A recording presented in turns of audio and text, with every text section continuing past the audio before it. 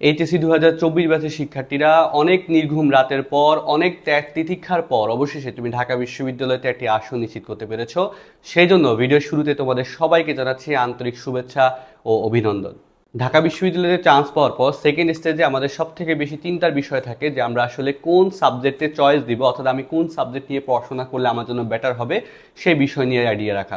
তো সেই জন্য আমি চেষ্টা করব ঢাকা বিশ্ববিদ্যালয়ের একজন শিক্ষার্থী হিসেবে, তোমাদের বড় ভাই হিসেবে তোমাদেরকে সেই গাইডটুকু দেওয়া, যাতে করে তুমি একটা প্রপার ডিসিশন নিতে পারো, একটা সঠিক সিদ্ধান্ত নিতে পারো, যাতে করে তোমার ভবিষ্যৎটা তুমি তোমার মতো করে গড়ে তুলতে পারো। 12টি শিক্ষাবর্ষ পাড়ি দেওয়ার পর তোমার এখন ভার্সিটি লাইফ শুরু হলো।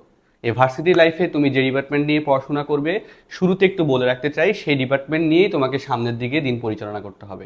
বিশেষ করে তোমাদেরকে একটা বিষয় ক্লিয়ার করে রাখি, তুমি যদি ঢাকা বিশ্ববিদ্যালয়তে অ্যাকাউন্টিং ডিপার্টমেন্ট নিয়ে পড়ো, তাহলে কিন্তু সামনে তুমি অ্যাকাউন্টিং ডিপার্টমেন্ট নিয়ে পড়ানোর সুযোগ পাবা যদি বিসিএসে তুমি শিক্ষা ক্যাডার হও।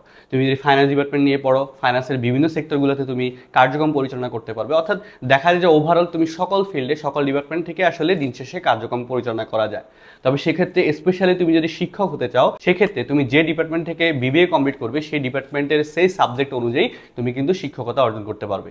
এই ভিডিওতে আমি তোমাদেরকে দেখাবো একদম ক্লিয়ারলি কোন কোন ডিপার্টমেন্টে কি পরিমাণে আসন সংখ্যা রয়েছে, কোন কোন ডিপার্টমেন্টকে তোমরা সিরিয়ালি শুরুতে রাখতে পারো, শেষের দিকে রাখতে পারো, বা তোমার মেধা স্থান অনুযায়ী আসলে তোমার কোন কোন ডিপার্টমেন্ট চয়েস করা উচিত সেই বিষয়ে একটা পূর্ণাঙ্গ ধারণা দেওয়ার চেষ্টা করব। তো চলো শুরু করা যাক। আমরা একটু শুরুতে দেখে নিব যে ঢাকা বিশ্ববিদ্যালয়তে টোটাল ডিপার্টমেন্ট আছে কয়টা। ঢাকা বিশ্ববিদ্যালয়ের টোটাল ডিপার্টমেন্ট আছে 9টা ডিপার্টমেন্ট।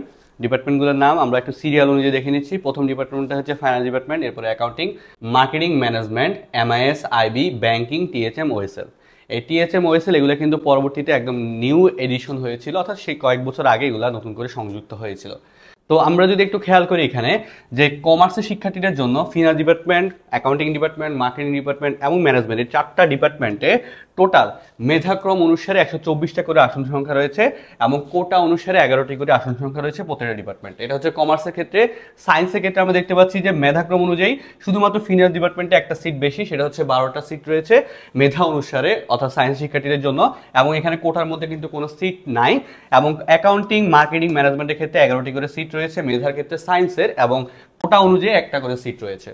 এছাড়া আর্টসের ক্ষেত্রে আমরা দেখতে পাচ্ছি যে কোটা আসলে খুব একটা দেখা যাচ্ছে না, তবে মেধাক্রম অনুসারে finance department, accounting department, marketing, management 4টা ডিপার্টমেন্টে কিন্তু 3টা করে আসন সংখ্যা রয়েছে। এবং আমরা দেখতে পাচ্ছি তার মানে ফিনান্স, অ্যাকাউন্টিং, মার্কেটিং, ম্যানেজমেন্ট এই 4টা ডিপার্টমেন্টে কোটা সহকারে 150টি করে টোটাল 600টি সিট রয়েছে, অর্থাৎ ম্যাক্সিমাম মেজর সিটগুলো কিন্তু এখানে অলরেডি আছে 4টা ডিপার্টমেন্টের মধ্যে কুকিগত অবস্থায়। এরপরে যদি খেয়াল করো, এখানে আমরা দেখতে পাচ্ছি এমআইএস, আইবি, ব্যাংকিং, এরপর হচ্ছে টিএচএম, এই 4টা ডিপার্টমেন্টে আমরা কমার্স থেকে 83 করে মেধাক্রম অনুসারে সিট রয়েছে। এরপরে কোটা থেকে 7টা করে সিট রয়েছে, সায়েন্সের ক্ষেত্রে আবার রয়েছে 7টা করে এবং একটা করে হচ্ছে কোটার ক্ষেত্রে। এবং আমরা মানবিকের ক্ষেত্রে দেখতে পাচ্ছি যে আমাদের এমআইএস এ 2টা করে সিট রয়েছে এবং আইবিতে 2টা করে সিট রয়েছে মেধাক্রম অনুসারে। এরপরে ব্যাংকিং এ একটা সিট রয়েছে মেধা অনুসারে, টিএচএম এ 2টা সিট রয়েছে মেধা অনুসারে। এবং সর্বশেষ ওএসএল এর ক্ষেত্রে আমরা দেখতে পাচ্ছি যে কমার্সের ক্ষেত্রে ওএসএল এর সিট আছে 28টা, কোটাতে রয়েছে 2টা, মেধাক্রম অনুসারে সায়েন্সের ক্ষেত্রে রয়েছে 14টা এবং কোটাতে রয়েছে একটা, মানবিকের ক্ষেত্রে রয়েছে 4টা এবং একটা হচ্ছে কোটার ক্ষেত্রে। টোটাল আমরা দেখতে পাচ্ছি যদি টোটাল ডিপার্টমেন্ট ওয়াইজ সিট সংখ্যা কাউন্ট করি, তাহলে আমরা দেখতে পাচ্ছিলাম যে ফিনান্স, অ্যাকাউন্টিং, মার্কেটিং, ম্যানেজমেন্ট এই 4টা ডিপার্টমেন্টে 150টা করে সিট, এবং শুধুমাত্র ওএসএল বাদে বাকি যে 4টা ডিপার্টমেন্ট আছে এগুলোতে 100টা করে সিট এবং ওএসএল এ শুধু 50টা সিট রয়েছে। তার মানে আমরা দেখতে পাই যে কমার্সের ক্ষেত্রে কোটা বাদে সিট রয়েছে 856টি, কোটা সহকারে কোটার সিট রয়েছে 74টি, অ্যাপ্রক্সিমেটলি 900-এর উপরে সিট রয়েছে কমার্সের ক্ষেত্রে কোটা সহ। এরপর হচ্ছে সায়েন্সের ক্ষেত্রে টোটাল মেধাক্রম অনুসারে 87টা সিট রয়েছে, কোটার ক্ষেত্রে রয়েছে 8টা, মানবিকের ক্ষেত্রে মেধাক্রমের জন্য 23টা সিট এবং কোটার ক্ষেত্রে রয়েছে 2টা। টোটাল 1050টা সিট হচ্ছে আমাদের এসসি ইউনিটে রয়েছে কোটা সহকারে। এখন একটু খেয়াল করো, এই যে 9টা ডিপার্টমেন্ট রয়েছে, এই 9টা ডিপার্টমেন্টের মধ্যে তুমি যদি অলরেডি সিরিয়াল আমি করেই ফেলেছি, যেখানে সিরিয়াল অনুযায়ী শিক্ষার্থীদের পছন্দের তালিকাতে কোন কোন ডিপার্টমেন্টগুলো আছে, যেটা আমরা শিক্ষার্থীদের বিগত বছরে অ্যানালাইসিস করি যে শিক্ষার্থীদের পছন্দের তালিকায় নাম্বার 1 থাকে ফিনান্স ডিপার্টমেন্ট, নাম্বার 2 থাকে অ্যাকাউন্টিং ডিপার্টমেন্ট, নাম্বার 3 থাকে মার্কেটিং, নাম্বার 4 থাকে ম্যানেজমেন্ট, নাম্বার 5-এ থাকে এমআইএস, নাম্বার 6-এ থাকে আইবি, নাম্বার 7-এ থাকে ব্যাংকিং, নাম্বার 8-এ থাকে টিএচএম এবং নাম্বার 9-এ থাকে ওএসএল। এটা কিন্তু এমন না যে আমি প্রথম হয়েছি তার মানে আমাকে ফিনান্স পড়তে হবে, আমাকে অ্যাকাউন্টিং পড়তে হবে, এমন না। দেখা যায় টপ 100-এর মধ্যে শিক্ষার্থীরা থেকে তার পছন্দের অনুসারে দেখা যায় যে সে মার্কেটিং ডিপার্টমেন্ট নিতে পারে, সে 200-এর মধ্যে থেকে সে ওএসএলও নিতে পারে, সে ট্যুরিজমও নিতে পারে, সে ব্যাংকিংও নিতে পারে। অর্থাৎ আমরা যারা শুরুর দিকে র্যাঙ্কগুলোতে থাকি নর্মালি 150 থেকে 200, তুমি যদি অ্যাপ্রক্সিমেটলি 200 র্যাঙ্কের মধ্যে থাকো তাহলে তুমি যে কোনো ডিপার্টমেন্ট চয়েস দিতে পারবে এবং তোমার যে কোনো ডিপার্টমেন্ট আসবে, এতটুকু বলা যায়।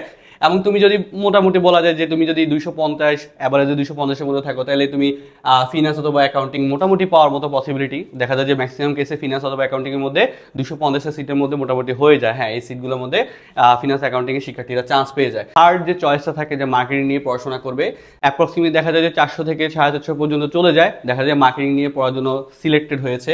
এরপরে ম্যানেজমেন্টের ক্ষেত্রে অ্যাপ্রক্সিমেটলি 500 কাছাকাছি চলে যাচ্ছে, এমআইএস এর ক্ষেত্রে দেখা যায় 550-এর মতো চলে যাচ্ছে বা 600 কাছাকাছি চলে যাচ্ছে, আইবির ক্ষেত্রে ধরলাম যে 650-এর মতো চলে যাচ্ছে, ব্যাংকিং এর ক্ষেত্রে ধরা যায় যে 700 বা 750-এর মতো চলে যাচ্ছে। টিএচএম ওএসএল মিলে অ্যাপ্রক্সিমেটলি 850 শিক্ষার্থী এখান থেকে কিন্তু কাভার হয়ে যাচ্ছে, যেহেতু 856টা স্টুডেন্ট আমাদের এই সি ইউনিটে কমার্স থেকে ভর্তি দিতে পারতেছে।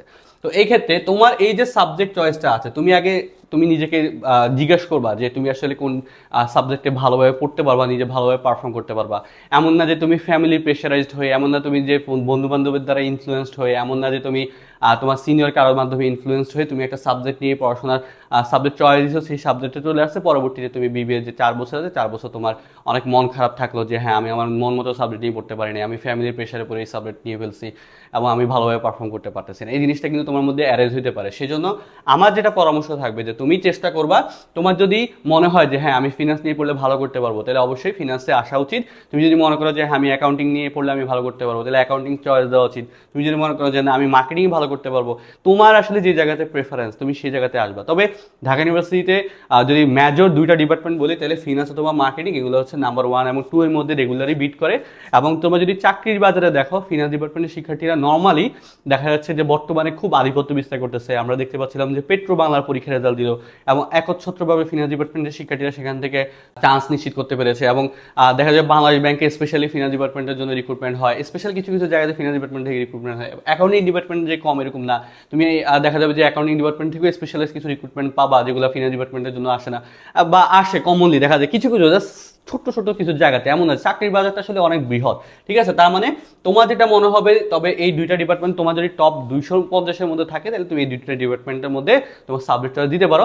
তবে এই ক্ষেত্রে ফাইন্যান্স ডিপার্টমেন্টে আসলে একটু মেন্টালিটি রাখতে হবে যে হার্ড মেন্টালিটি, তোমার পড়াশোনা করতে হবে, একটু বেশি পরিশ্রম করতে হবে, এরকম একটা মেন্টালিটি নিয়ে তোমাকে ফাইন্যান্স ডিপার্টমেন্টে আসা উচিত।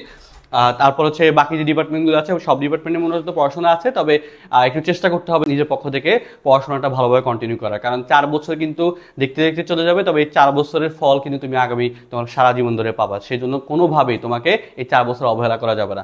এরপরে একটু তোমাদেরকে জানা রাখি, সেটা হচ্ছে তোমরা যারা ঢাকা বিশ্ববিদ্যালয়ে চান্স পেয়ে গেছো, বিশেষ করে সি ইউনিটে চান্স পেয়ে গেছো, তোমরা যদি চাও যে তোমাদের না বলা কথা, তোমাদের যে না বলা গল্প, তোমাদের এই সফলতার পিছনে যে কষ্টগুলো আছে সেই কষ্টগুলো শেয়ার করতে, তোমাদের জুনিয়রদের প্রতি কষ্ট শেয়ার করার মাধ্যমে তুমি তোমার জুনিয়রদেরকে তোমার পড়াশোনার জার্নিটা তুলে ধরতে পারবা, তোমার সম্পর্কে জানাতে পারবা, এবং তারাও যাতে এই তোমার পড়াশোনার গাইডলাইনের মাধ্যমে তারাও যাতে উপকৃত হতে পারে, সেই তথ্যগুলা সেই জার্নিটা শেয়ার করতে, তাহলে কিন্তু আমাদের সাথে তোমরা শেয়ার করতে পারো।